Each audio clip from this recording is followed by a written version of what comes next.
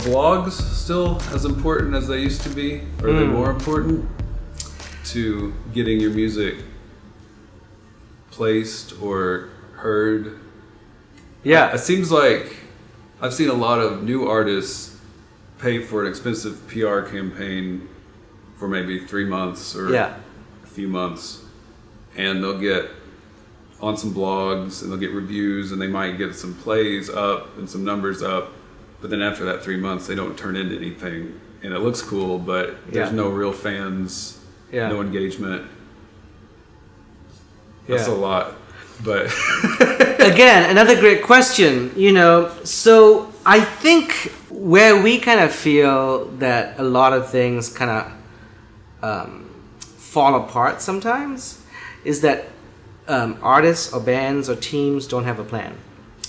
So if your intent is to get it on a playlist, if your intent is to get it on a blog that has a fairly large audience and either premiere your music or talk about your music, or if your intent is to get on YouTube and go viral, whatever that means, right?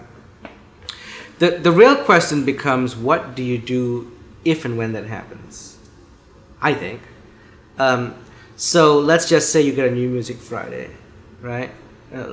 And New Music Friday is what we call a short burn playlist. So you have a week, and let's just say you have position number 7 or 8 or 12. Well, if you're an independent, you're probably somewhere in the 45 to 46 position or lower. Let's just say you're a New Music Friday and people listen to it. All right. So how do people mostly listen to Spotify? They're gonna listen, in the car. They're gonna listen, while they're working out, while they're cooking, whatever. As far as I know, not many people, at least in my experience, sit down in front of their computer and just sit there and listen to New Music Friday, like top to bottom. That's just what they're gonna do. No one really does that. If they do, that they're in the minority.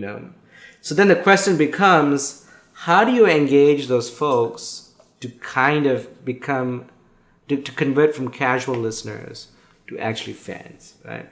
And so the way to do it is to share the playlist and to say, hey, save my music on this playlist, check this out, blah, blah, blah, whatever. Because, to some extent, we are all creatures of habit. We're communal, we're tribal. So, if you say, go listen to the song on Spotify, just the track, people are going to go, oh, okay. You kind of go, oh, go listen to my song. It's a New Music Friday. Like, what? You got a New Music Friday? That's exciting. Then there's all this energy around engagement, right? And then you can kind of like help to convert.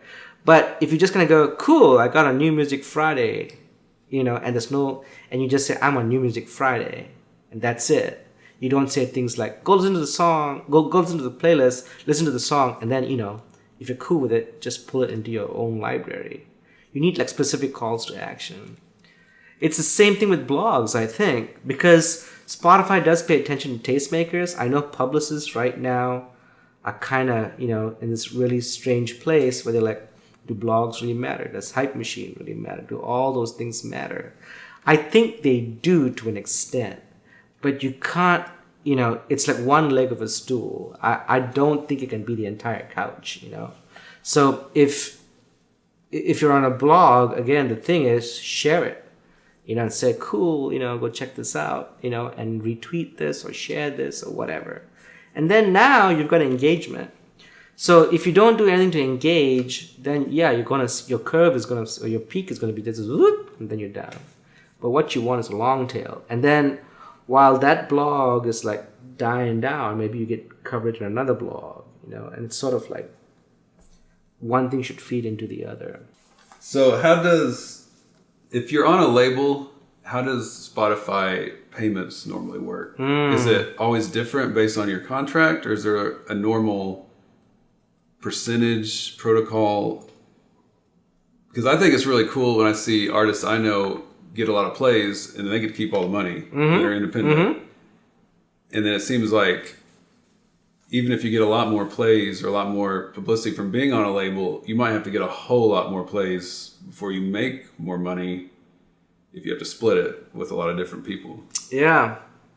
So let's kind of back up and talk about what different pieces, what royalties come from a Spotify stream, right?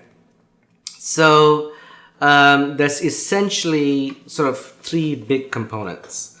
The first component is the master rights royalty. So that is the biggest chunk of the royalty thing. I think the last time I saw a chart about that was like 67% or something. And then you have the artist royalty, which is, again, I'm kind of fuzzy on the details. It's been a while since I looked. But it's somewhere around 12%. And then the remainder is going to be songwriting and publishing. Songwriting and publishing is songwriters and publishers. That royalty is basically split in 50-50 between the performance royalty, which is your ASCAP, BMI, CSAC in the US, and then your mechanical royalty, which is usually Harry Fox or what's the other one? Music rights. Is that right? There's another mechanical royalty agency that I'm now blanking on the name. We might come back to that. But okay. So performance royalties and mechanical royalties. So if you own the master, as most independents do, then when you get like 1 million streams, the rule of thumb is it's going to run each million is going to run between $4,000 to $6,000.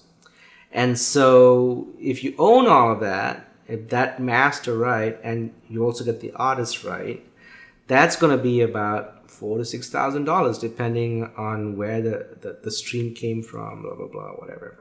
All those streams came from. Now, you own 100% of the master. If you don't, which typically you won't in a label deal, depending on the deal, you now will look into that situation. You might get half, you might get less than half. Some label deals, you're lucky if you get 30% of that. So it all depends. And in some cases, you might not get any of the master right royalties because the label then goes, you don't get any of that stuff until we recoup, right? So, but then there's the artist piece, and then you'll always get that. And that's going to be 12% of whatever $4,000 to $6,000 looks like. And then on the song and publishing side, that's generally, sort of 10%. 10% shouldn't be the measure, but it's roughly going to be 10%. So in total, your mechanical and your performance is going to be roughly 10% of what the master right is going to earn.